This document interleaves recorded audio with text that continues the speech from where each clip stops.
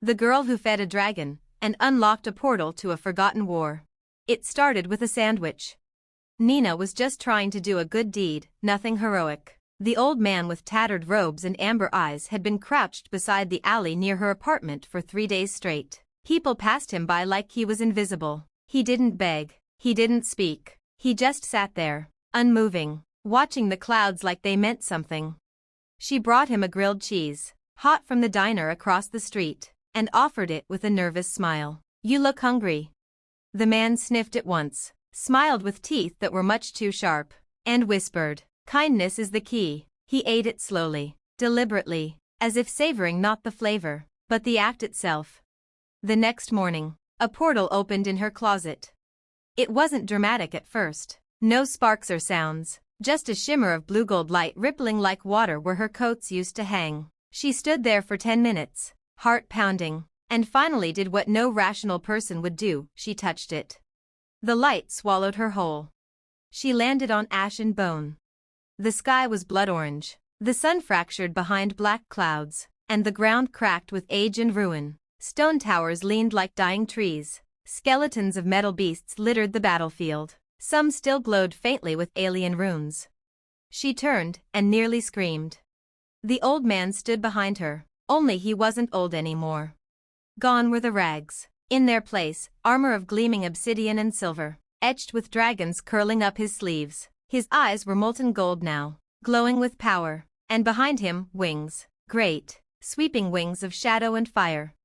"You fed me," he said softly. "Now you must understand what you've rekindled."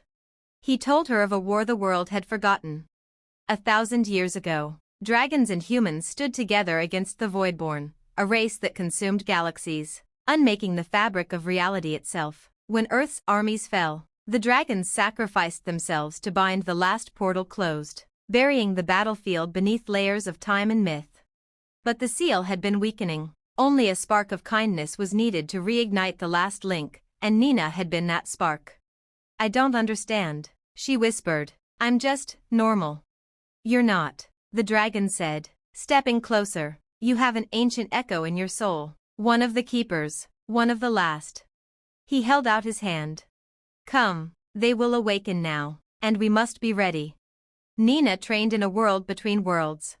The place she now called Ashvale had once been a dragonhold. Now, it was a graveyard and a forge. The dragon, whose true name was Vorakesh, taught her the language of fire, of memory, of combat not with weapons, but with will. Her dreams became memories of battles she had never fought, of comrades she had never known, of her own face, centuries ago, riding a warm of frost into a storm of black stars. She was not just reborn, she was returning. And in the sky above, the Voidborn were stirring once more. 1 month later, the skies above Earth cracked open. Dark spirals poured from unseen rifts, and with them, horrors stitched from shadow and bone. The military failed in hours. The world teetered on the edge of annihilation. Then, a ripple of light carved the clouds. Nina stepped through the portal, her armor blazing with draconic glyphs, her hand clutching a blade forged from the molten core of the forgotten world. Vorakesh circled above, roaring flame and fury, and behind them, more portals opened. The old dragons, once sealed away, had awakened. They said a girl couldn't save the world. They were right. She didn't save it alone. She remembered who she was, she fed a starving legend, and she opened the gate for the old guardians to return. This was not the end. It was the second war. And this time, humanity remembered who stood with them. And who they had once been. The Girl Who Fed a Dragon and Unlocked a Portal to a Forgotten War. Part 2, Ash and Flame. The skies of Earth burned violet. Cities fell not to bombs, but to silence, deep and suffocating. Like the air itself had been replaced by some cosmic absence. The Voidborn didn't roar, they didn't shout. They unmade everything they touched: light, sound, hope. Towering wraiths of blackened bone and twisting tendrils stalked through shattered streets, unraveling reality with every step. But above Tokyo, the tide shifted.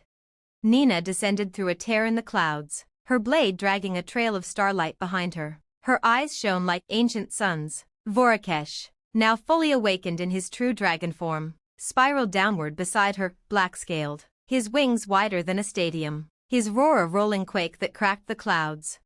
The Voidborn turned to face them. And then, they hesitated. "See?" Vorakesh whispered through flame-touched mind speech. "They remember you too." The battle was chaos.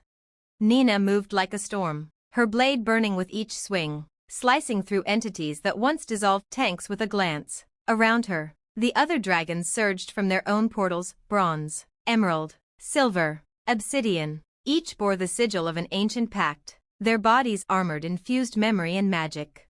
From Ashvale, more stepped through, human warriors who had remembered their past lives, rekindled from the echoes buried deep in their blood. Some had only just awakened, others had waited centuries for the call. All of them rallied to Nina, not because she was strongest, but because she lit the flame first. Still, the Voidborn had no center, no heart to strike. For every horror they destroyed, 2 more writhed from the rifts. And then the screaming started, from inside the dragons. Vorakesh howled and fell from the sky, his wings torn open by an invisible claw. Nina dove after him, ignoring the burning pain in her chest. When she reached him, he was already turning to smoke. "No, no, no, no, stay with me," she shouted, cradling his great horned head.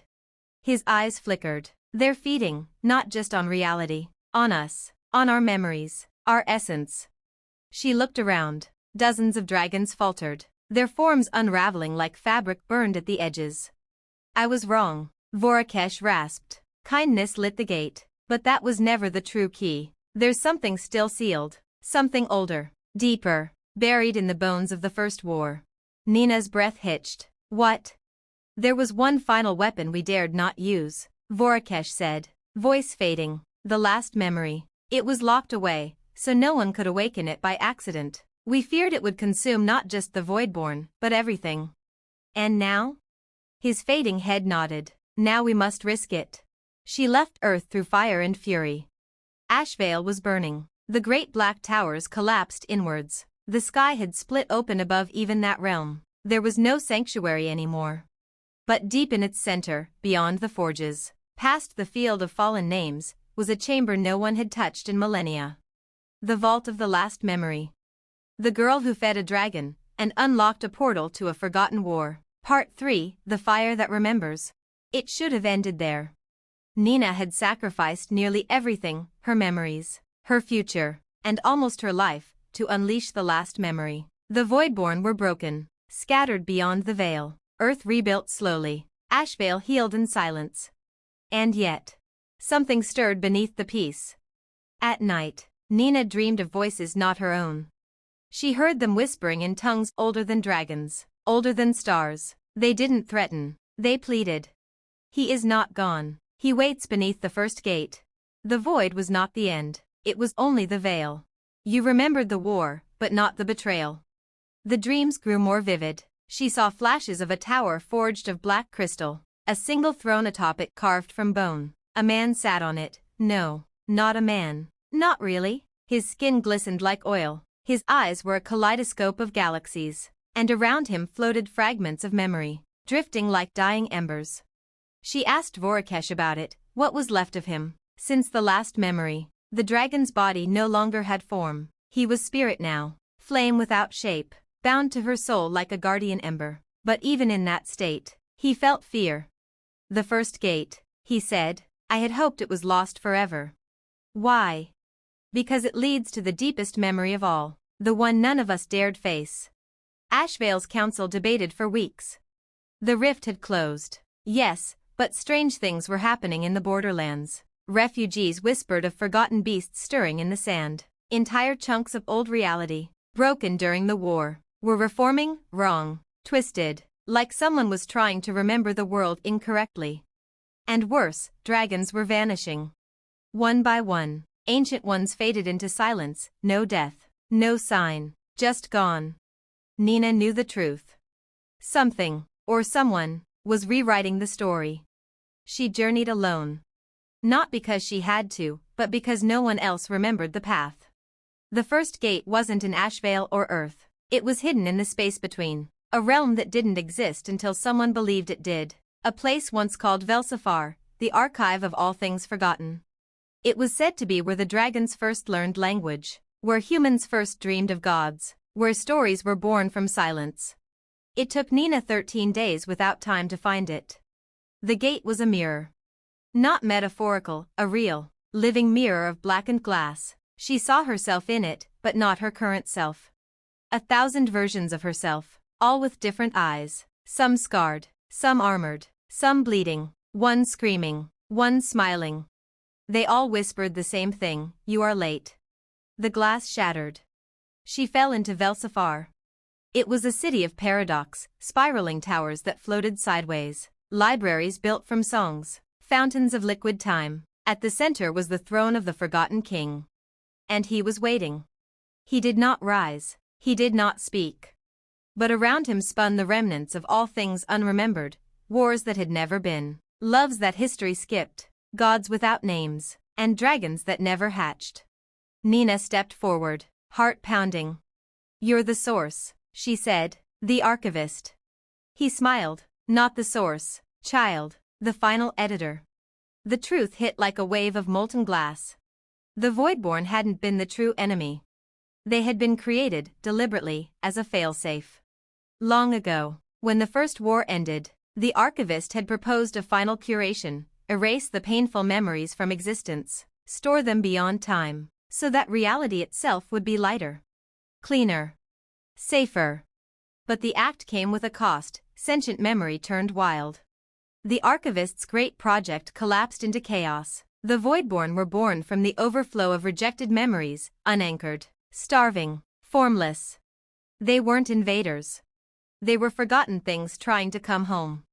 "You used me," Nina said, trembling. "You let me think it was a war we had to win. I let you choose kindness," the archivist said, "and it unlocked more than a dragon. It unlocked the thread that binds everything. But you're still erasing, still editing the world." "Yes," he said, "because a universe without pain is a universe without purpose." She stepped closer. "Then I'll write a new page." He laughed. It echoed like thunder in an empty library. "You'd challenge me? The one who rewrites the gods themselves?" "No," Nina said, lifting her blade of memory from nothing. "I'll remember you. That's worse." They fought beneath the throne of the forgotten. It wasn't a battle of swords. It was a war of stories. Nina conjured entire lifetimes with each strike: a mother's lullaby, a dragon's last flight, a soldier's final stand. The archivist countered with silence, erasure, endless oblivion. But she was no longer just the girl who fed a dragon. She was the living chronicle now. And no amount of forgetting could withstand the fire of a truth remembered too loudly. When it ended, the throne cracked. The archivist vanished, whether destroyed or simply rewritten into a better self, no one could say. Velsafar collapsed behind her, folding back into the void between dreams. Nina awoke in the garden behind her apartment. The portal was gone. Vorakesh's ember pulsed faintly in her palm. And the world was intact. But changed. Children now dreamed of impossible cities. Lost loved ones returned to memory with perfect clarity. People wept not from grief, but from being seen, wholly and completely. Something sacred had shifted. They built a new archive, open to all. Nina called it the Library of Firelight, not to control memory, but to protect it, to let people tell their stories before time could steal them. Dragons visited often. Sometimes, they asked for grilled cheese. And in the corner, a single plaque read, "Kindness was the key, memory was the door," and she was brave enough to walk through. In memory of the girl who fed a dragon, and refused to forget what mattered. End of Book I. Book 2, The Ember Throne, coming soon? The Girl Who Fed a Dragon, and Unlocked a Portal to a Forgotten War. Part 4, The Ember Throne. The Library of Firelight stood at the edge of two worlds. 1 foot in Earth, where skyscrapers rose and subways rattled, and 1 foot in Ashvale, the realm where dragons curled atop floating spires and memory burned brighter than magic. It had been 5 years since Nina shattered the throne of the archivist. 5 years since she rewrote the rules of forgetting. Peace bloomed, cautiously, but peace is never permanent, not in a world where stories live, and old ones stir in the dark. It began with a single page. One morning, Nina entered the central chamber of the library, a domed hall lined with crystalline shelves containing memory scrolls, song threads, echo lanterns, and found a blank book placed neatly on the pedestal in the center. It hadn't been there the day before.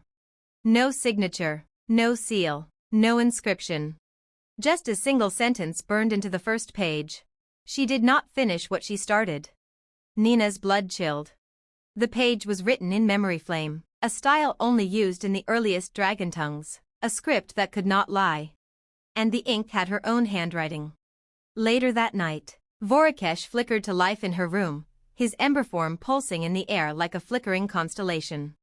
I felt it too, he said gravely, something from before Velsafar. I ended the war, Nina insisted, though her voice wavered. I ended the archivist. Yes, the dragon said, but something used the archivist. The throne was never his. Nina blinked. Then whose was it? Vorakesh gave the answer she had always feared. Yours. In the age before dragons, before humans, before time was shaped into stories, there were only the Emberborn, creatures of raw will and flame who dreamed the first realities into shape. Nina was one of them. Not reborn. Not reincarnated. But sealed. Locked into the fabric of linear time to keep the universe balanced. Her true nature buried so deeply it had taken 2 wars, a dragon's bond, and a shattered throne to stir it. She wasn't just the girl who fed a dragon. She was the last Ember Queen, the one meant to guard the balance of all stories. And her throne had been waiting. Trouble spread like smoke. From across the spiral realms came whispers, entire histories vanishing overnight, replaced by false memories, wars no one remembered fighting, kings no one crowned, people who swore they were born in cities that never existed. Nina knew the signs. Someone else had found a throne. She journeyed into the Shatterlands, realms abandoned after the first wars, where broken time swirled like storms and landscapes bled from one memory into another. Here, even reality couldn't be trusted. You could fall asleep in a forest and wake in your own childhood. Here, the other waited. He called himself Solanox, the self-forged flame. He was once human, a memory mage who, during the chaos of the last memory, had slipped through the cracks and stolen a fragment of the Ember Throne's design. With it, he had begun reshaping stories, not just histories, but identities. He believed the truth was too dangerous for mortal minds. He wanted to remake the universe with safe stories, no war, no suffering, no dragons, no freedom, a clean fiction, endlessly repeated. And he had already rewritten 5 entire realms. When Nina found him, he smiled gently. He wore a crown of folded paper, and each step he took left behind pages from lives never lived. Let me give them peace, he said. You of all people must know how heavy truth is. I do, Nina said, drawing her blade. That's why I won't let you bury it. Solanox sighed. Then I will write your death as mercy. And the War of Echoes began. It was unlike any war the realms had seen. Not armies, but stories collided. Dragons fell asleep mid-flight, waking to believe they were birds. Humans forgot their families, only to remember new ones crafted by Solanox's quill. Old gods were rewritten into household pets. Heroes turned to children. Villains were erased mid-sentence. And in the center of the chaos, Nina stood on the edge of becoming. Not a girl. Not a queen. But the fire at the heart of all tales. At the peak of the ruined citadel of Koronai, where memory and time folded like paper, Nina sat upon the true Ember Throne for the first time. It accepted her without hesitation. Flames licked the skies. Across the realms, truth ignited. Forgotten names returned to gravestones. Erased lovers appeared beside confused widows. Whole towns came awake, blinking at centuries of absence. Solanox screamed, not in pain, but in fear. Because he remembered his real name. And it was Thomas Gray, a lonely scribe from Earth who only wanted to be seen. Nina took his hand. I remember you now, she said gently, and that's enough. And with that, he vanished, not erased, but healed. In the years after, the realms steadied. The Ember Throne remained in Ashvale, but Nina did not sit on it, not often. Instead, she walked the worlds, recording forgotten tales, lighting torches in silent places. She wasn't a queen. She was a librarian, a guardian, a friend. And when children asked her how the wars had ended, she'd smile and say, with a sandwich, and a dragon, and someone who refused to forget what mattered most. Coming soon, Book V, The Librarian and the Last Star. Because not every story ends with fire, some end with light. The Girl Who Fed a Dragon and Unlocked a Portal to a Forgotten War. Part 5, The Librarian and the Last Star. The stars were going out. Not metaphorically, not in poetry or prophecy. One by one, across the night sky, suns winked into darkness. No sound, no explosion, just silence. As though something, or someone, was unwriting them from existence. Nina stood atop the balcony of the Library of Firelight, looking into the sky with a heart that should have known no fear by now. She had faced the Voidborn, dethroned the Archivist, sat upon the Ember Throne and healed the man who tried to rewrite the universe. But this felt different. This wasn't memory being manipulated. This was reality itself being devoured. Vorakesh, still her ember-bound companion, hovered beside her like a dying constellation. This isn't forgetting, he said quietly. This is unmaking. We're not at the end of a story anymore. We're standing at the end of the ink. Nina's voice was barely a whisper. Then we need to find the one holding the pen. She traveled beyond Ashvale, beyond Earth, beyond even Velsafar, to places not marked on maps, not mentioned in any story, because they were never supposed to exist. And there, she found it. A tower floating in the dark between galaxies, built from collapsed metaphors and broken plot threads. Its name was carved in a forgotten language Nina could somehow remember, the Lighthouse of the Last Star. Inside it was a boy. A child. Alone. He didn't speak. He didn't need to. Nina saw his story the moment she looked into his eyes. He was the last star, not a person who held power, but a fragment of the first light ever made, the echo of the first sunrise, shaped into flesh by the universe's desperation to not go quietly into the dark. He was hiding here, at the edge of existence, because something was hunting him. Something that fed not on pain or memory, but on finality. They called it the end that waits. Older than time, never born, never named. It wasn't evil. It wasn't anything. It didn't destroy from hatred. It simply believed everything should conclude. And now, it had noticed the universe was lingering. Too many rebirths, too many second chances, too many nexts. It had come to write the final period. Nina realized what that meant. This wasn't just about protecting a boy. It was about defending the right for stories to continue. Back in Ashvale, she summoned every Realm Walker, Flamekeeper, Dragon Elder, and Archivist who had ever owed her a favor. She told them the truth. We're not fighting a villain. We're standing in the face of closure. And if we lose, everything we've ever been, all the stories, the songs, the memories, they all go dark forever. And they answered her call.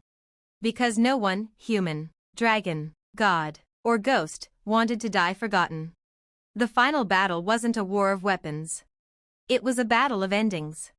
The end that waits sent echoes of what could have been to weaken them, dragons dying in egg, loves unspoken, betrayals that never happened but might have. It whispered, wasn't that enough? But Nina stood at the center of her allies, the last star held close in her arms, and refused to let it end. She spoke the first line ever written. In the beginning, there was fire. And the fire answered. A star was born in her chest. Not literal, not physical, but a story so fierce, so stubborn, so alive, that it reignited every sun the end had silenced. The end that waits couldn't destroy it, because the story kept changing, growing, burning forward. That was the flaw in finality. It forgot that some stories aren't meant to end. They're meant to be shared. The end did not die. But it withdrew. Back into the dark between pages, where endings sleep until they're needed. For now, the story was unfinished. And that was enough. Nina returned to the library. She didn't rebuild the throne. She didn't wear a crown. Instead, she gave the last star a name, Eli, and raised him among dragons and dreamers. He lit candles in the quiet corners, wrote stories of his own. Sometimes sad, sometimes joyful. Always real. Years passed. Eli grew. And one day, he found a dusty book on the highest shelf in the Library of Firelight. It had no title on the spine. Its cover was warm to the touch. He opened it and read. She fed a dragon one morning on the street. That's how everything began. He smiled. And he kept reading. Because some stories are too good to end. Final line. And somewhere far away, in a space not marked by time, the end that waits paused and smiled. Perhaps one more chapter. The end. Or perhaps not. The Girl Who Fed a Dragon and Unlocked a Portal to a Forgotten War. Part 6. The Flame That Dreams. Time passed, but in the Library of Firelight, stories had a way of lingering long after their final words. Eli, the boy once known as the Last Star, had grown into a quiet flame of his own, gentle, curious, and filled with a deep ache to understand. Raised by dragons, mentored by Nina, and shaped by a universe that had nearly ended, he lived with the knowledge that he should not exist, and yet did. And in his dreams, the stars began whispering again. Not of endings, but of beginnings that never happened. It began with a dream of Earth, but not the Earth Nina knew. There, dragons never reawakened, the Voidborn were never fought, the Ember Throne was never found. And Nina? She never fed the dragon. She simply walked by. The old man stayed hungry. And the portal never opened. That world continued, silent and dull, without stories to stir the sky. Eli awoke from the dream, heart racing, sweat on his brow, and whispered the name that still made the world shiver. Nina. Nina, now older, her eyes dimmed with wisdom but her heart still a furnace, listened carefully as Eli spoke. This dream, it's like the story was unwritten from the beginning, like something, wants to show me what happens if no one feeds the flame at all. Vorakesh, now a glowing silhouette woven from emberlight and memory, said what Nina already feared, there are more than just stories and endings. Nina, there are false starts. She nodded. Then it's not over. Not really. The end that waits retreated. But something, is still trying to shut the book before the first line is even read. Eli stepped forward. Then I have to go there. To that version of Earth. The one where it never began. They called it the Holoverse. A plane of near reality, worlds that could have been. Stunted by silence, stories unborn, dreams discarded before they could be dreamt. Eli found the mirror path deep within the library, hidden beneath the roots of the World Tree manuscript. With Nina's blessing, and Vorakesh bound in his flame for protection, he stepped through. And into a world where he had never existed. This earth was gray. Not dead, but dull. The people lived, loved, worked, struggled, but no myths stirred in their skies. No dragons, no fire, no stars that dreamed. And worst of all, no Nina. Not the real one. In this world, she was just a woman in a bookstore, quiet, kind, alone. She didn't remember Ashvale. She didn't remember the Voidborn. She didn't remember him. But she almost did. She looked at Eli like she recognized a song she used to know. He stayed, quietly, gently reintroducing her to wonder. He told her stories. He brought her grilled cheese sandwiches on rainy days. He left fragments of flame in her shelves, tiny, glowing scraps of old tales. And slowly, she began to dream again. Of dragons. Of portals. Of a man in rags on the street. And one day, Nina stepped out of her bookstore, saw an old man huddled in the alley with strange gold eyes, and walked over. With a sandwich. The world shifted. Not violently, not with fire, but like breath drawn after drowning. The portal opened. The Holoverse stirred. And the Forgotten Realms began to awaken here.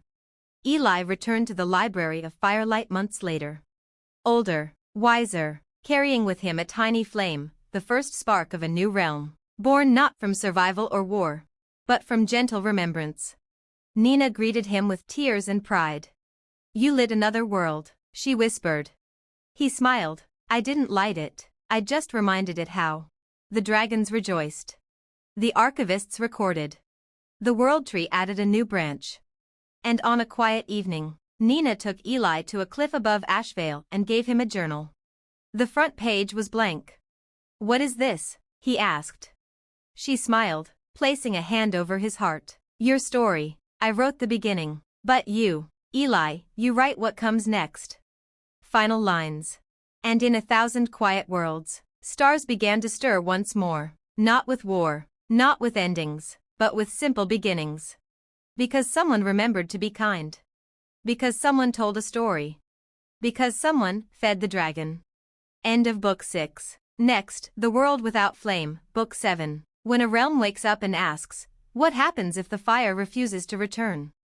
The Girl Who Fed a Dragon, and Unlocked a Portal to a Forgotten War. Part 7, The World Without Flame. Some realms never wanted fire to return. Some chose silence. Buried deep beneath the known spiral realms, beyond even the Hollowverse, lies a realm known in no book, spoken in no song. It has no name, only a title given by the dragons who once fled from it. The Ashless Dominion. No fire ever burned there. No stars ever rose. It is the world that turned its back on stories. And now, it was waking up. Eli, now a keeper of new realms, first felt it as a voided heartbeat in the library of firelight. A thread on the loom of realms snapped, not unraveled or corrupted, just rejected, as if the world on the other end had decided it no longer wanted to be remembered. And yet, a signal slipped through. A voice, half-formed, whispered across the ether. We remember silence, and we remember what came before flame. We do not want it back. The flame in Eli's chest flickered for the first time in years. This wasn't a world at risk. It was a world in rebellion against story itself. He and Nina gathered their council beneath the Wormspire, dragons, ember mages, memory forgers, and dreamweavers. Vorakesh, now a great constellation bound above the library, gazed down with a warning. We always assumed silence meant loss, he said, voice like shifting embers. But what if it means resistance? Nina leaned forward. A realm that refuses story, refuses identity. If it spreads, if its silence infects the loom, it could erase more than memory. It could erase the very possibility of becoming. She turned to Eli. This journey isn't just to rekindle a world, it's to find out what made it choose the cold. They traveled there not through flame, but unflame. A rift opened through unlight and hollow song. No stars greeted them, only the echo of what could have been light, if it had wanted to shine. The Ashless Dominion was not dead, it was frozen. Cities stood intact, perfect, silent, clean. People moved like clockwork, alive but uncurious, unfeeling, untouched by wonder. Their eyes had no spark. They did not read, or dream, or ask. They existed, that was all. And in the center of it all, sat the monarch of stillness. Not a villain, not a tyrant, just a child. A girl, pale as moonless ash, sitting on a throne carved from fossilized silence. Her name was Saren. She greeted Eli not with hostility, but with quiet sorrow. We were stories once, she said. We tried, we burned, we bled, and when the fires faded, we were left only with scars. So we chose stillness. No pain, no flame, no fear. Eli knelt, but no joy, either, no dreams. She looked past him, and no monsters. Saren revealed the truth. Her realm had once been bright, full of myth and fire, but unlike others, they had remembered every loss. They had preserved their tragedies too perfectly. The grief calcified, stories twisted inward until the only safe thing was stillness. No dreams meant no heartbreak. No flame meant no war. They had cut themselves out of the spiral to survive. And now, they wanted to help other realms do the same. To spread the silence. Eli faced a choice no story seeker ever wanted.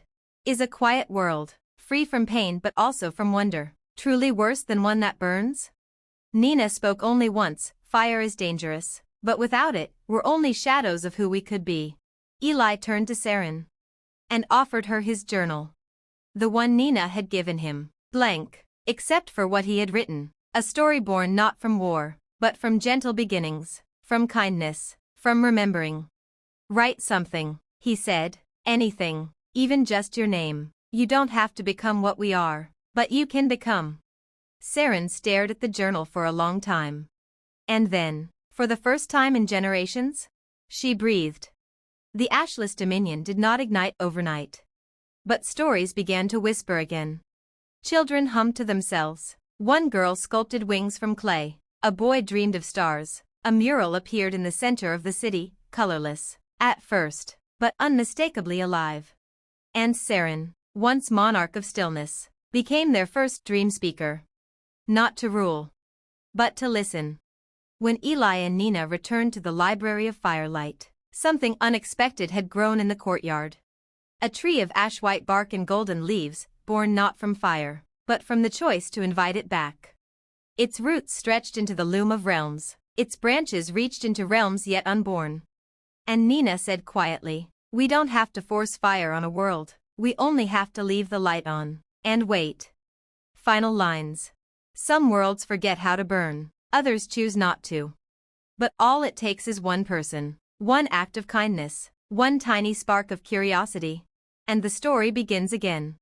End of Book 7. Next, The Child of Cinders, Book 8. A realm has lit a fire too bright, too fast, and now it threatens to consume all others.